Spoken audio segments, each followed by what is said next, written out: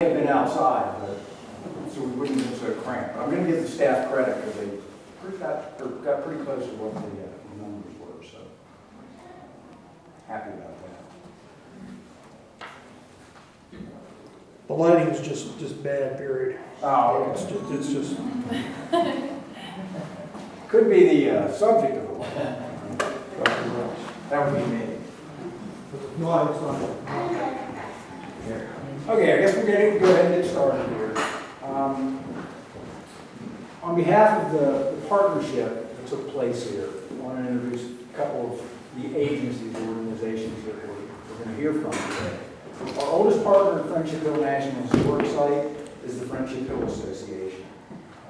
They were established in 1982, a few years after the park was established, and have been a long-time partner in helping this park do different projects and maintaining the site. And as you look around, you'll see some of the work that they've done, and Dr. Longview will highlight some of those, I'm sure, or we can talk to you later. Also, West Overton Village Museum, which we haven't worked with a whole lot, and I am so happy that we are now. And I think this letter is the conduit to get that partnership going, and it can only grow and better things. Because this partnership sort of highlights the fact that we as preservation agencies need help, and to work together to the same goal makes our job a lot easier. One thing I want to kind of highlight, and that is the centennial of the Park Service.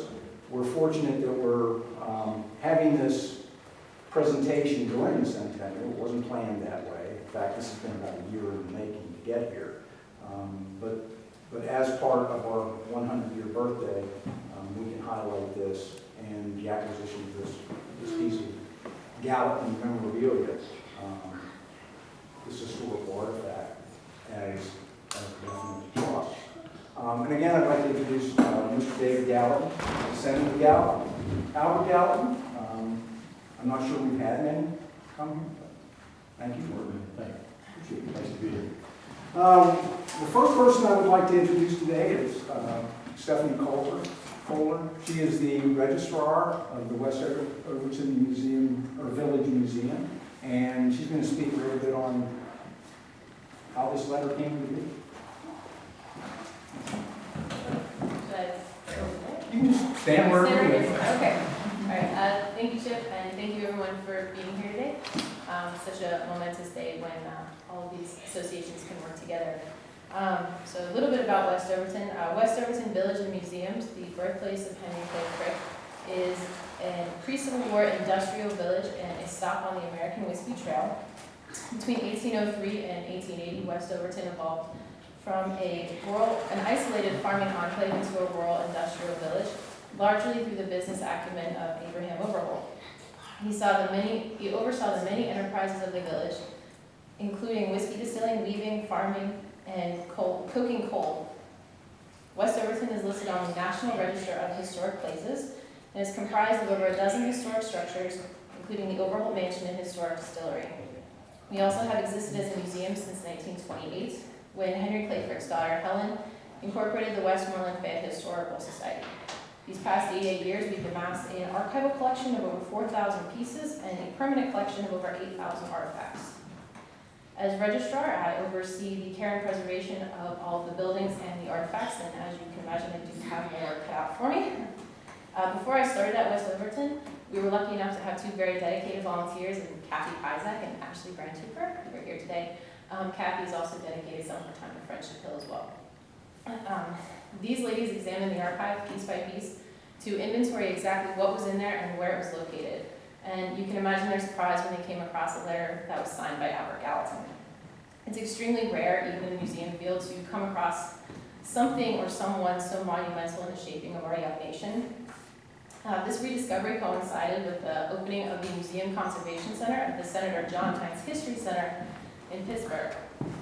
The artifact was closely examined by myself and another professional, and while it was an excellent condition, it did require some conservation work, just to ensure that it was around for the next, 193 years. The conservators at the History Center used a treatment that removed the acid buildup from both the letter and the envelope, and they placed it in an archival acid-free double-match shallow storage box. And then finally, we needed to prove, even though we were pretty sure, that the signature at the bottom was Albert Gallatin's. Really simple process. We work with the RAB collection in Philadelphia, who authenticates historic signatures. I took a picture of it with my cell phone and sent it away. And the experts there confirmed that it was indeed Gallatin's. After all of this work, at West Overton, we had to make a decision. What are we going to do with the letter now?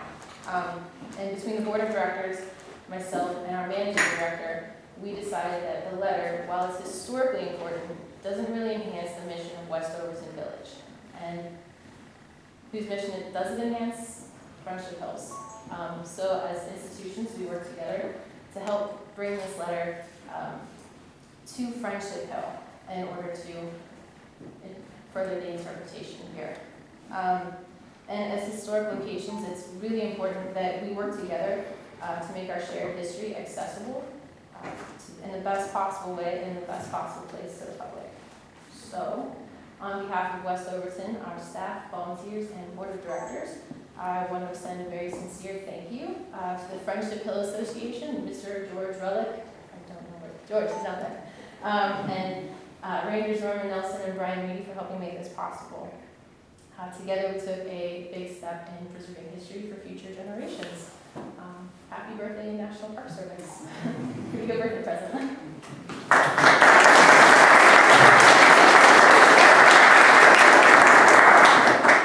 Next, I'd like to introduce Dr. Tony Londu, who is the Vice President of the Friendship Hill Association. Yep.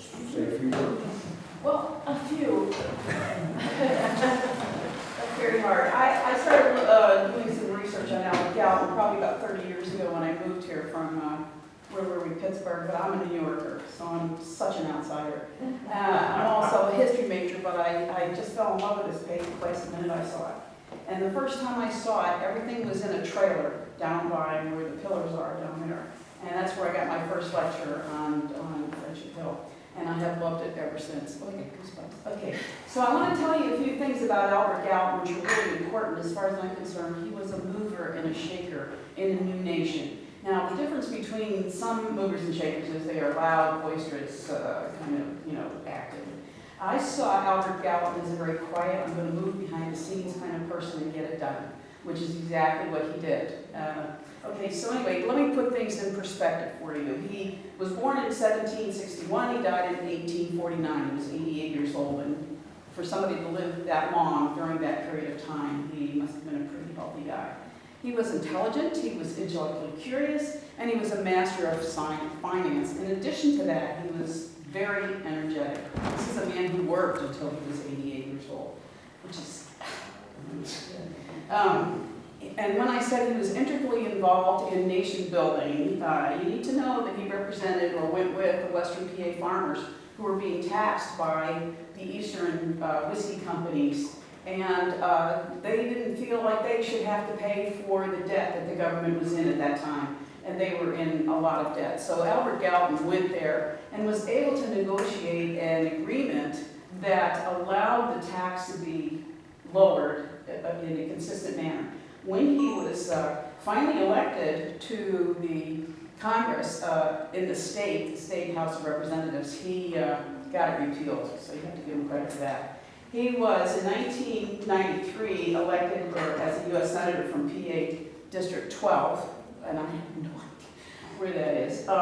But he was ousted because he did not have the required years of citizenship in order to be put in that position. That sounding familiar to anybody? He did not like Alexander Hamilton's fiscal policies, and he riled against Alexander Hamilton a lot, which is probably what got him out of the Senate in the first place. In 1795 to 1801, he was in the House, the U.S. House of Representatives. During this period, he became the party leader, which meant that he was now the House Majority Leader, and it was opposed to the Alien and Sedition Act. And because he was opposed to the Alien and Sedition Act, he was accused of the Federalists of being a French spy. So this is a guy who did not have a really good childhood. Okay, he was then recruited by Thomas Jefferson to be his Secretary of State. One of the things that Jefferson was really concerned about was an $80 million debt. $80 million in debt.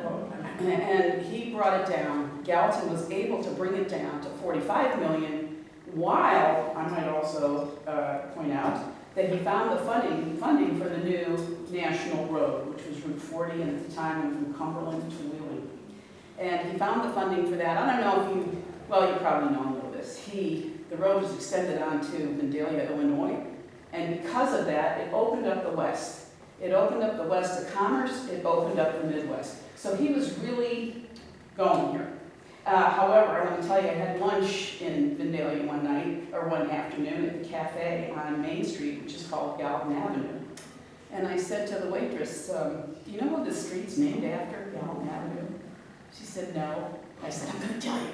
And I don't understand why they didn't know that. But every time I go to a conference and it's about public parks or public lands, I'll go to the vendors and I'll say, you got anything on Albert Gallatin? And they'll say, Albert who? So I spend the next 15, 20 minutes ticking down exactly who Albert Gallatin was. So I spent my life, apparently, doing that. Okay, another thing he did during that time he was Secretary of the Treasury was to find the land, the money to buy the Louisiana Purchase. Albert Gallatin didn't want to do that because he saw that as empire building. But he was also a good soldier, and that's what the government wanted, and that's what he did for them. One of the things that the government wanted to do, by the way, was reduce the impact of the French on anything that we might do in this move west, which is where we were going. Okay, now, funding for the War of 1812. The War of 1812 for the American government was a financial as well as a political disaster. Albert Gallatin found the funding to pay for the War of 1812 and also was involved in the Treaty of Ghent, which brought an end to the animosity about the War of 1812. So he was really involved in some very good things. Smarter move, smarter guy. He also found the funding for the Lewis and Clark expedition. So again, he was on this forward march to the west. Not something that he wanted, but he did it anyway. After his many accomplishments under Jefferson and Madison, he became an ambassador to Britain, where he was negotiated several useful agreements. One of those was the Treaty of Ghent. And later he became a minister to France and also engaged in a number of things with the French government that also put us on the right trail. He came back to Friendship Hill at some point in time, and there's a nice little video in here that tells you all about that. It's great. Anyway, he came back here and he became really interested in ethnology, and so before he died, he became the president of the National Ethnological Society, and I can't find out where that is, but that's okay. Anyway, he did it. And he did that till he was about 88 years old, and was really interested in finding out about Native American languages, what the languages were, what the words meant, the communication pattern, and those things. That's a brand new field for people to do. Again, a mover and a shaker in social culture. Okay, he was the last surviving member of the Jefferson cabinet and the last surviving senator from the 18th century when he died. Okay, I hope nobody has any questions. I want to say a few things about Friendship Hill Association. The Friendship Hill, this park, this National Historical Site, was shepherded through Congress and became a site in 1978, Chip pointed it out, and was shepherded through Congress by Representative Austin Murphy. Austin Murphy is still alive, and he generally shows up at our events. Unfortunately, his wife has died recently. Okay, the property was transferred to the National Park Service in 1979. The Friendship Hill Association came into being in 1981. And since then, our mission has always been to support the Park Service and to support Friendship Hill. Some of the things we've done, he's already talked about the Overton letter, the barn raising. You've seen the barn not there anymore. It's gone. That must have been a heck of a barn. I saw the floor. I thought I'd never seen a barn with a floor like that before. Beautiful. Okay, anyway, We also work with displays in the mansion. We've done some work with the Laurel Highland Visitors Bureau grant application for refurbishing 15 of the self-guided cell phone trips around the park. And we've done the benches that you see coming in. We built the benches and provided the money for that. And we also provided money and support for the Lewis and Clark anniversary and the Living History, an American Indian Living History event that took place up here. So those are the ones I remember. There are generations before me that have done other things. I just couldn't get a hold of any of those. Okay, so our primary source of funding is Festival, which is a celebration of the life and times of Albert Gallatin. We get a chance for those 2 days, that 2-day free celebration of the life and times. We remember free. And we all get a chance to dress up and look like the life and times of Albert Gallatin. Except we work, I think we work a little bit harder. There's demonstrations of craft, dairy vendors, firearms, everyday work that people used to do in that area, in that era. Okay, okay, that's it. Oh, we welcome new members, and we also welcome volunteers. Anybody wants to sign up? We're glad to have you. Hey, thanks for listening. I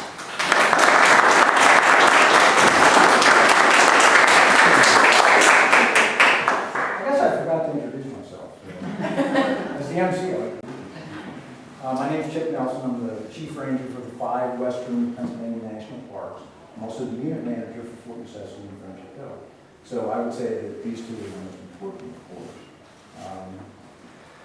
A little bit of context. Remember that when this letter was written in 1823, Gallatin was the Minister to France. In the 60s, still working. The infant nation, we hadn't been under the present Constitution very long. We were having troubles out in the world. We fought wars with the Barbary pirates, the French, and the British over trade. And it's kind of what struck me about this letter. When I got the opportunity to go to West Overton, it was kind of neat because, you always wish for the smoking gun and the great piece of, most important history, but this really isn't it. It's a bureaucratic letter trying to deal with a day-to-day situation, which is such a perfect kind of thing for Friendship Hill. Because again, nothing important really happened here, but it gives that conduit to tell Gallatin's life. And I think this letter's part of it, and it's just the day-to-day drudgery of it. The Convention of 1822 was a trade agreement between France and the United States. This letter is basically trying to smooth over a few things. And those few things are the bureaucrats in the French Customs Service wanted to see the original documents. The ship's captains are worried that if they give up their original manifest, they won't be able to sail. Gallatin says, no, the convention says, you'll give them the original documents, they will give them back. End of story, thank you. And that's it. Not too exciting, but again, this is something that Gallatin taught. And it was something that he was doing. It was part of his everyday life. And his work for the country. The other thing that struck me, and this is because I work for a bureaucratic agency, was that the French Postal Service must have been exceptional. Because it took 2 months to get from Paris to La Rochelle, which is only 400 miles. That seems like a lot, but that's a long time for a letter to go, especially a diplomatic letter. So I was kind of struck by that. But what we're going to do now is we'll take a couple minutes to move out there, and then we're going to unveil the original letter. This is the facsimile. So you'll get a chance to see that, the original envelope with the postal mark, the received on date, and all of that. So governments haven't ever changed. They're the same. They were very officious then. Still are today. And I really appreciate you coming out. If you haven't had the chance to look around the house, please do so. Please talk with any of the folks that are here. We're happy to answer any questions that we can. And again, my thanks to the Friendship Hill Association and West Overton Village Museum for bringing this letter. Thank you.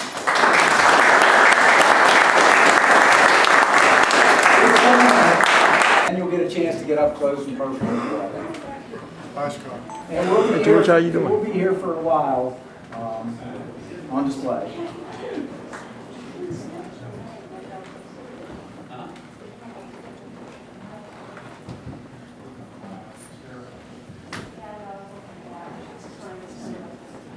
Is that everybody?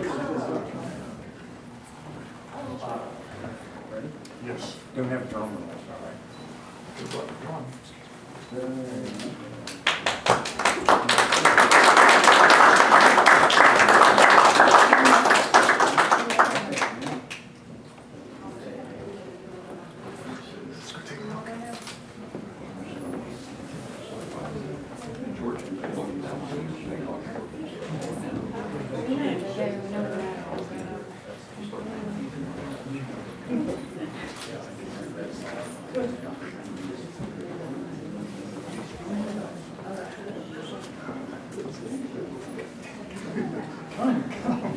View the document. Taking such a long journey from Paris to here, a long journey through space, a long journey through time. Hey, we have refreshments for you when you get finished looking at the letter in the other room. Okay, coffee, juice, cookies. I'll take some. Some lady fingers.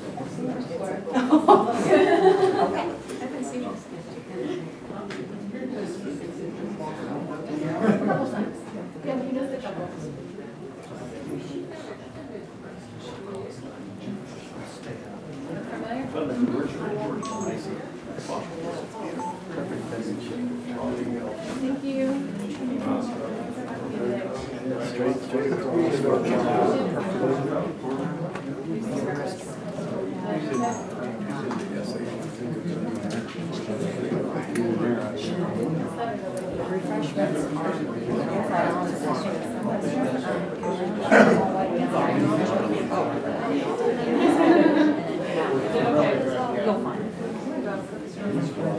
Thank you.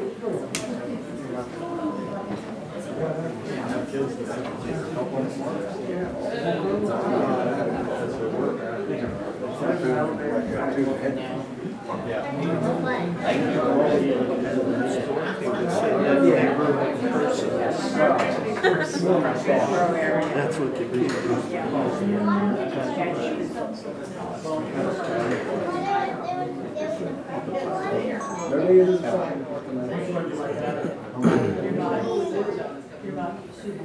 Did you know they were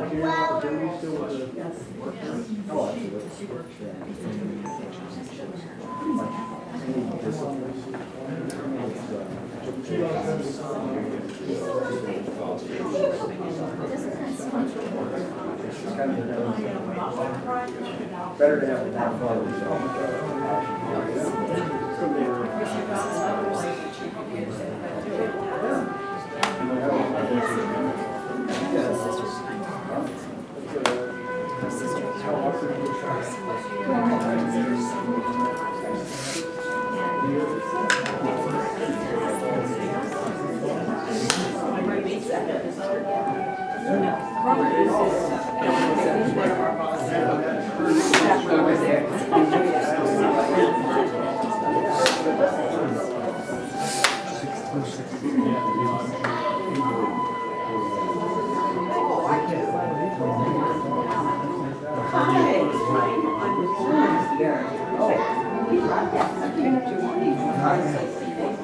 Where am I? It's $10. It's not. But if you, wait, there's a lot of gallons.